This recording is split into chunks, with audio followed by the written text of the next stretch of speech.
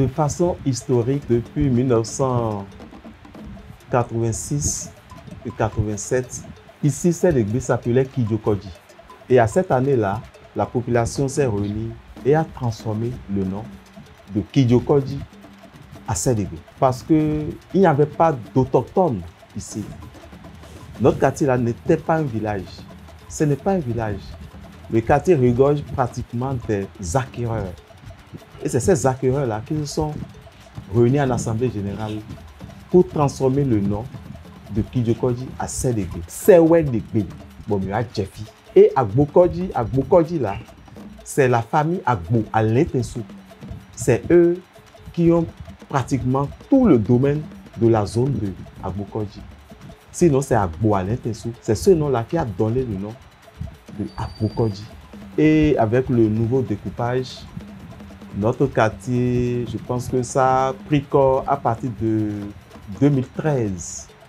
Sinon, avant, Agbokodji Sélégbé était dans un ensemble qu'on appelait Salamé. Et c'était Salamé qui était le quartier. Ça comportait Salamé Centre, Ayimevo, Atropokodji, Mbenmende et Agbokodji. C'était le quartier avant 2013. Et c'est avec le nouveau découpage de 2013 que Agbokodji s'est retiré. Atropokodji, Ayimevo, Mbenmende et Salamé. Un seul quartier avant est devenu depuis 2013 5 quartiers, dont Agbokodji Sélégbé.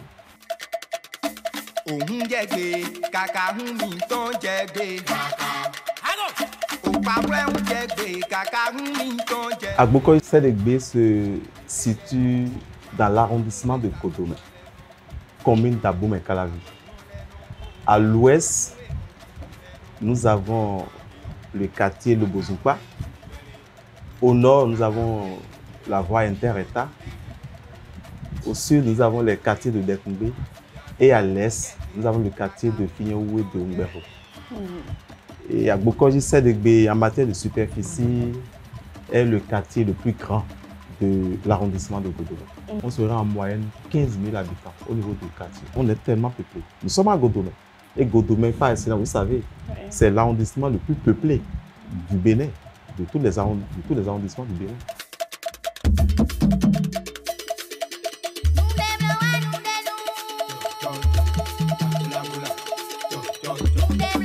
Les grandes familles qui ont vécu ici, bon, je crois qu'on va commencer par la famille. Il y a la famille Olivier de Montaguet. Il y a également aussi les Kidjo qui sont ici. Il y a également aussi les Yonofun qui sont ici. Il y a aussi les Ahomagnon qui sont ici. Bon, c'est en quelque sorte deux quartiers qui engorgent beaucoup de familles. Et la plupart du temps, c'est surtout les étrangers qui ont pu s'engorger la zone. Ici, nous avons les Fonds, nous avons les Adja, nous avons les Nago, nous avons les Yoruba, même les Peuls aussi sont ici. Mais la langue la plus parlée et qui est plus communicative presque dans tout le Bénin, c'est le Fon. Donc nous sommes au sud ici et nous parlons le Fon. Adja parle le Fon, le Yoruba parle le Fon, le Nago parle le Fon, même les Peuls aussi parlent le Fon. Donc comme la langue Fon, c'est une langue dominante, donc c'est le Fon. C'est avec le Fon que nous communiquons habituellement.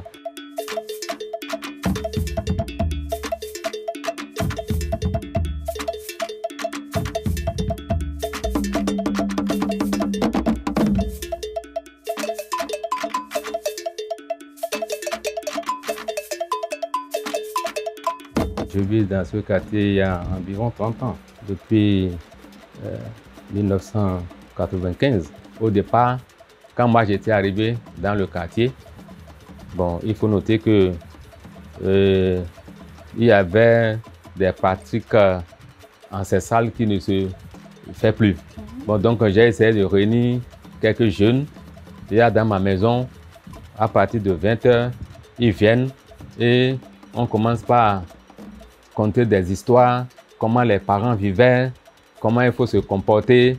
On faisait tout ça là, chez moi à la maison. Parce que j'ai essayé de rassembler au moins près de 5 à 6 maisons. Et puis maintenant, les jeunes, ils viennent et on chante. Bon, quand on est au village, voilà comment on se comporte, comment il faut se comporter. Au fait, c'est pour leur redonner une éducation à la base. Comme ça, je me suis enrichi en tant qu'un maître d'éducation et je les ai rassemblés.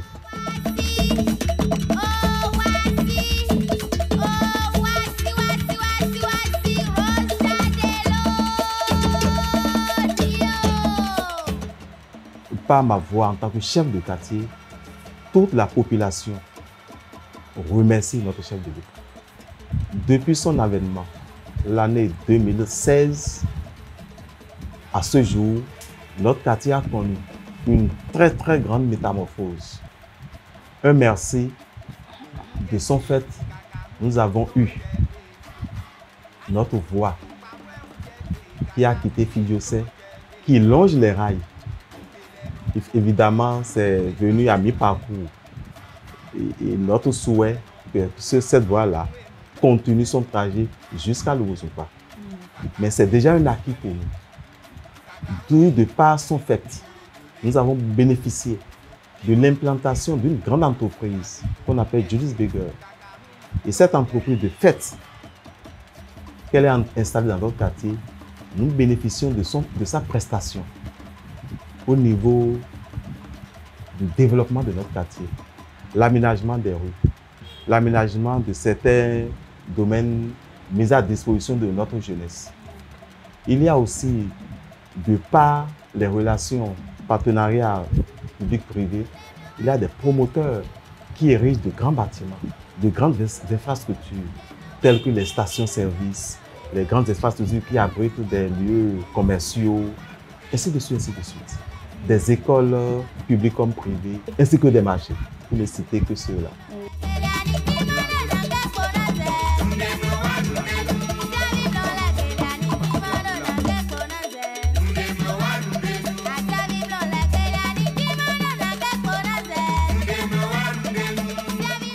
Avant, il n'y avait pas assez d'écoles. Il n'y avait pas assez d'écoles. Pour même trouver des écoles privées, c'était difficile. Aujourd'hui, je pense qu'il y en a plusieurs. Les infrastructures socio-communautaires, les voies et autres, aujourd'hui, beaucoup de choses ont évolué. Je pense qu'il y a cela 3 ans, nous avons déjà avantagé du projet d'asphaltage phase 1. Donc, avant, il n'y avait pas de pavé au niveau des rails et autres. Donc, nous remercions, je profite de l'occasion aussi pour remercier les autorités hiérarchiques à divers niveaux qui n'oublient jamais notre quartier pour que les choses puissent bien évoluer dans notre quartier. Et au niveau de notre quartier, je remercie toujours notre chef d'arrondissement, notre maire, qui ont su que seules les autorités locales à la base ne pourront pas faire le job. Ils ont demandé que chaque quartier se dote d'un comité de développement. Et pour notre quartier, nous sommes rapidement mis dans cette tendance-là. On s'est constitué en assemblée générale et le bureau exécutif du comité de développement a été installé. Il y a le plan de voirie. C'est un quartier qui est pratiquement dans une zone hydromorphe. On est souvent inondé. C'est un souci pour la population d'Agoukoy-Sélébi et qui plus pour l'autorité que je suis. C'est sérieusement préoccupant pour nous. Par saison, le quartier est inondé. On ne va pas quand même rester les bras croisés, attendre toujours le pouvoir central.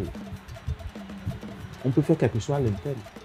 Donc, et moi et nous, on va parler du conseil local et le comité de développement, nous sommes en train de travailler avec la population et aussi avec notre partenaire stratégique. J'allais dire tantôt, l'entreprise qui s'est installée dans notre quartier, Julius Berger, pour nous aider à assainir un peu nos voies, à déboucher un peu là où l'eau puisse circuler et continuer son cours, à faire l'ouverture des voies, à déboucher les endroits où il y a les goulots d'entanglement qui empêchent la circulation de l'eau, à mettre un peu des déblais de sable là où on peut y mettre pour que la population puisse trouver un peu de soulagement. Et quand on laisse la voirie, il y a aussi les infrastructures que nous manquons. Il y en a assez. on n'a pas une maison des jeunes pour pouvoir abriter les divers événements, que ce soit les cérémonies, les manifestations de joie ou bien de réjouissance, les trucs de vacances, des produits en vacances, ainsi de suite, ainsi de suite. Nous n'en avons pas. On n'a pas une maison de jeunes, on n'a pas une maison de peuple, on n'a pas du tout. Les difficultés sont multiples et multiformes.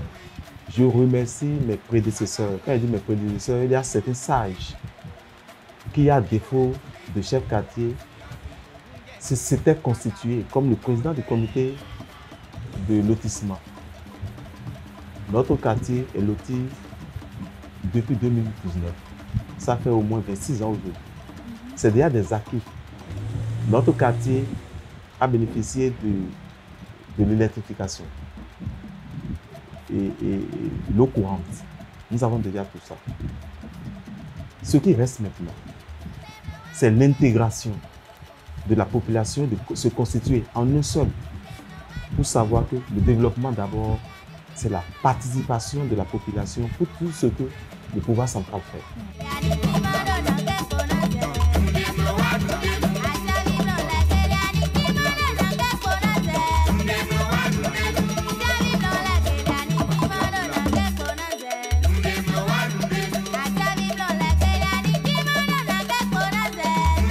Après le football, il y a la pétanque, il y a d'autres jeux. Mais l'activité vraiment dominante, je pense que c'est le football, la pétanque.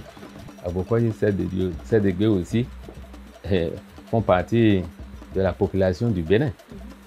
Vous savez, au Bénin, nous mangeons un peu de tout. Oui. Il y a les yampilé, il y a la pâte du maïs, il y a Acheke, que nous mangeons aussi, il y a Akassa, il y a également aussi Djewo, que nous mangeons aussi.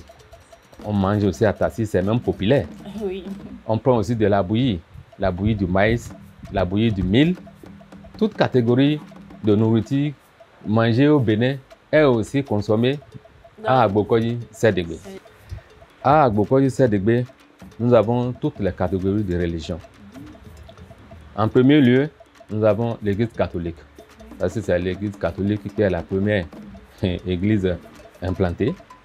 Et puis après ça, nous avons l'église protestante, nous avons l'Assemblée de Dieu, nous avons également le christianisme céleste.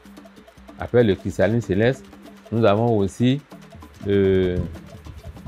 plutôt des cas, ça là c'est les troncs. Il y a aussi les troncs qui se sont installés. Il y a aussi les musulmans, il y a la mosquée. Il y a toute catégorie de religion, comme partout dans le Bénin.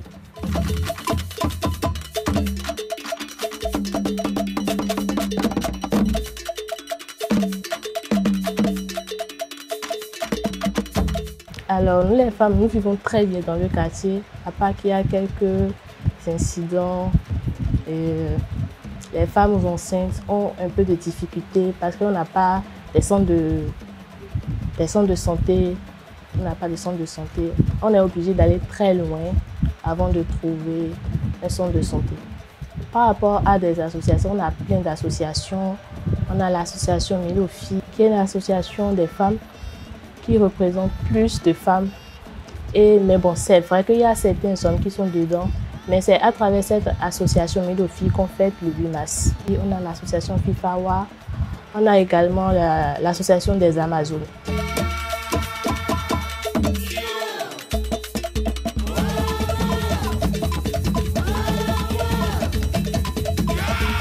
Chaque année, nous organisons des championnats. Il y a deux grandes associations dans le quartier. Il y a ASAS, il y a l'Association sportive de Sedegbe. Et chaque année, nous jouons les championnats internes. C'était ASAS qui avait commencé, mon association qui avait commencé. Et actuellement, nous sommes à 5 équipes internes. Donc, on fait les matchs aller-retour comme les grands championnats étrangers. Donc, on fait aller-retour et à la fin de l'année, on joue habituellement les finales, je pense, à la fin, la dernière semaine de Noël. Et puis, c'est une grande fête, le vainqueur prend son trophée, les enveloppes, et chaque équipe s'organise. Chaque équipe organise comme si c'était un pique-nique. Chaque équipe du championnat prépare et ensemble, on fait les pique-niques, on danse, on chante, on invite les autorités ensemble, on parle du développement de notre quartier. Il y a aussi les moments de Badalissa pour l'historique de notre pays. On organise les vidéoprojecteurs, les gens viennent, les gens viennent, comment l'indépendance, comment les choses se sont passées jusqu'à présent. Pour le mouvement, pour la jeunesse, pour tout, je pense qu'avec l'aide des autorités, nous sollicitons vraiment l'aide des autorités pour que ce PTA soit vraiment effectif et on puisse l'accomplir à près de 90%. Il y a aussi la formation entrepreneuriale pour les dames. On a déjà commencé avec la formation de nous membres, la gestion du temps, comment travailler en équipe. Il y a beaucoup de formations. Je ne pense pas qu'on puisse les faire toutes au cours de cette année, parce qu'il y a la formation de procédure parlementaire, identité corporative, beaucoup de formations qu'on aura à suivre. Il y a aussi la formation entrepreneuriale pour nos mamans, la visite des personnes âgées. Nous avons besoin de beaucoup de choses. C'est vrai, tant qu'il reste à faire, on est encore faire. Aujourd'hui, nous sommes en phase finale de la réhabilitation de notre terrain de football, qui est juste derrière nous, à Bokodji. Donc on a déjà commencé même pas à jouer là. Nos attentes, c'est que ces terrains, ou bien on ait plus de terrains, qui soient de terrains à standard international. C'est-à-dire quoi? Il y a aussi ces gazons synthétiques, des terrains de basket, puisque nous n'en avons pas, aide de jeux de pétanque, et aussi ce que la jeunesse, ce dont la jeunesse a vraiment besoin aujourd'hui. Je pense que c'est un centre de loisirs.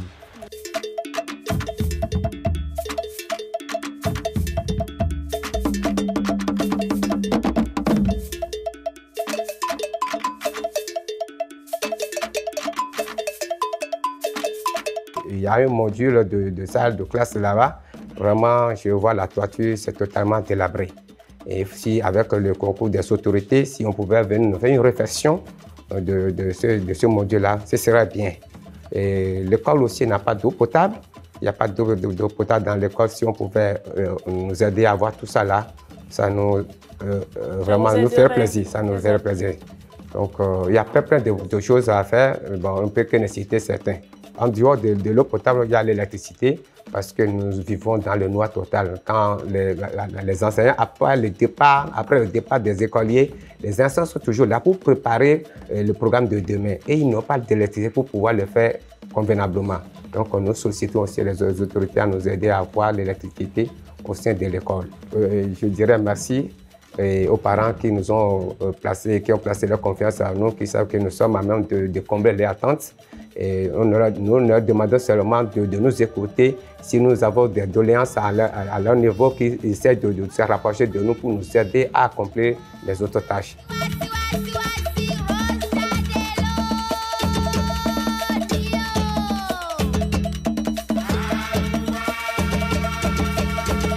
Vous voyez, la vie est simple. C'est nous-mêmes qui vivons dedans qui la compliquons. Lorsque vous êtes né d'une famille, n'attendez pas nécessairement que ce soit votre papa et votre maman qui vous prodiguent de conseils. N'importe où vous vous retrouvez, que ce soit sur la voie, à l'école, au marché, lorsqu'un grand vous interpelle et vous refuse quelque chose, ayez le temps de l'écouter. Ayez le temps de mettre en application ce qu'il vous conseille de faire. Donc, ne vous lancez pas dans la pratique de la drogue.